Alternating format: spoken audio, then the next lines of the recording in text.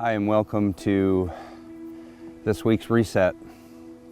I'm out here on the lake, the very lake that a few months ago I called and asked my daughter if she wanted to go fishing with me after work, and she said sure.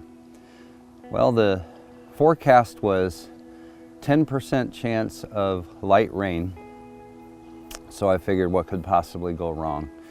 So I picked her up and we came out here, and really the sun was shining a little bit. It was a late summer afternoon.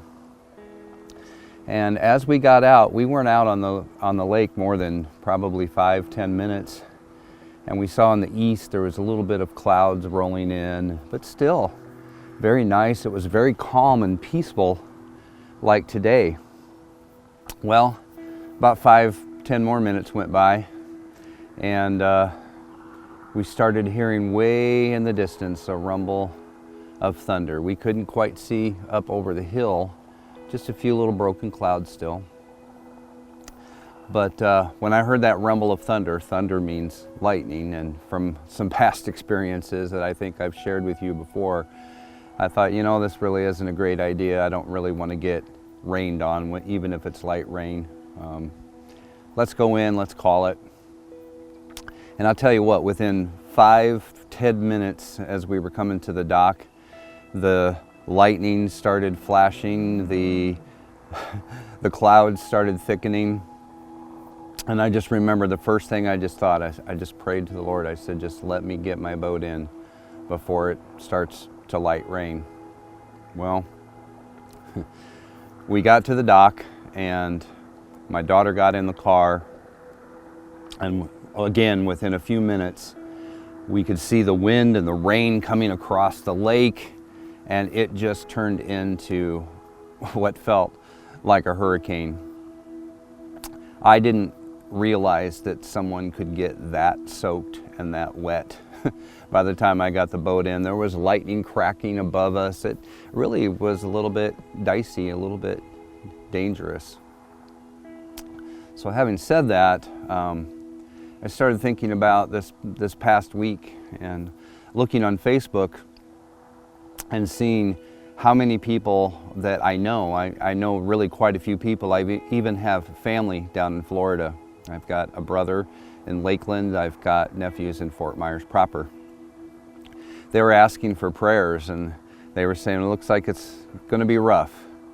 And they were asking people to pray for them. And you know, I've talked before about, does prayer really even make a difference? Does God just do what He wants to do anyway? And that's something that we can really talk about and explore and debate about. But you know, even Paul himself, the Apostle Paul, who had an encounter with Jesus, you think someone that was that blessed and was ordained to spread the gospel all over the world would have a clear path. But just like Jesus in the Garden of Gethsemane, he had some unanswered prayers too. He had asked for people to pray, and he'd prayed to God that this affliction that he was having, this thorn in his side as he called it, would be removed. And evidently that prayer was not answered. He also asked for prayers that he would have the opportunity to preach to the Romans, to be able to do those things. Those prayers seemed unanswered as well. And I'm sure that you might be thinking in times of your life where you thought that the result was going to be what the result was going to be, and those prayers seemed unanswered. But you know, Paul himself in the Bible, he says in Thessalonians, pray without ceasing. What does that mean? Pray all the time. Can you think of a time where things were on your mind, whether they were good, bad, or indifferent, and you just wanted to talk to somebody just because you knew by laying it on their hearts that it would ease your conscience or ease your thoughts?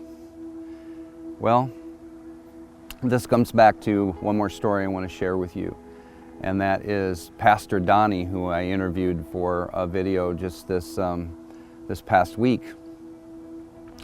He is the pastor of Grace Ministries, and they have a massive food bank that they've been serving for years and years and years in the Quad City area. Well, in February, their facility, their church, caught on fire, and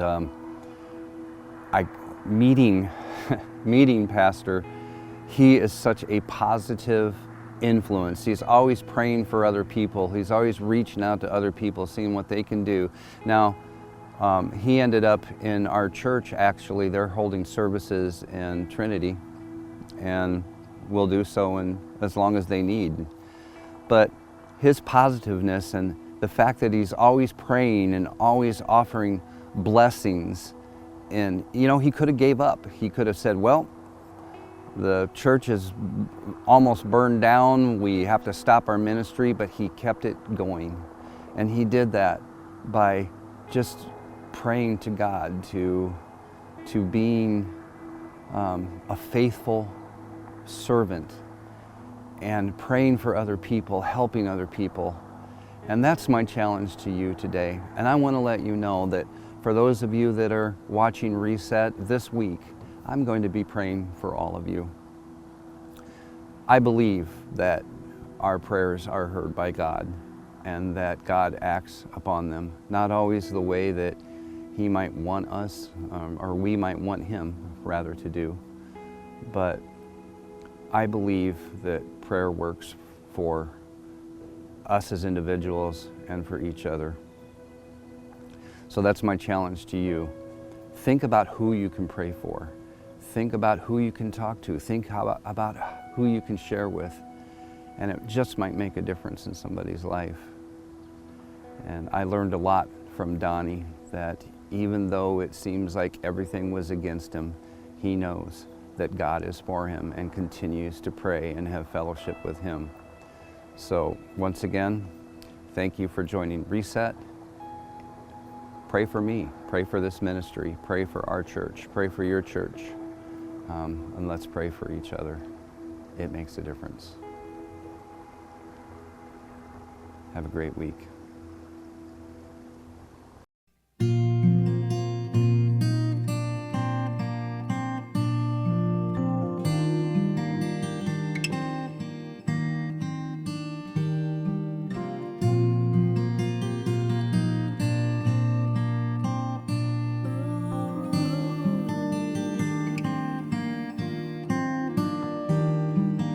God is in the morning, God is in the night, God is in the shadows, and He's in the light. I can call on Him each instant, He's always by my side. I just say, my Lord, I wanna talk to you. Driving down this long road, I come to the end.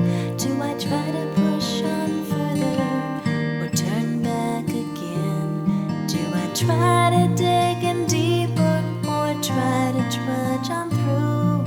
It's days like these I need to talk to you. Moment to moment, year after year, He hears every whisper, sees every tear, and there's nothing that I really need or wanna do but to sit right here, my Lord, and talk to you.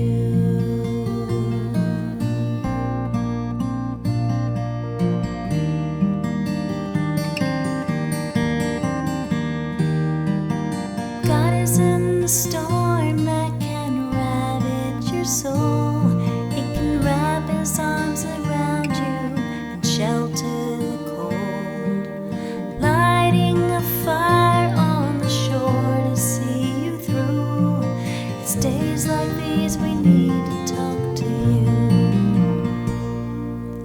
Moment to moment, year after year, He hears every whisper, sees every tear, and there's nothing that I really need or wanna do my Lord.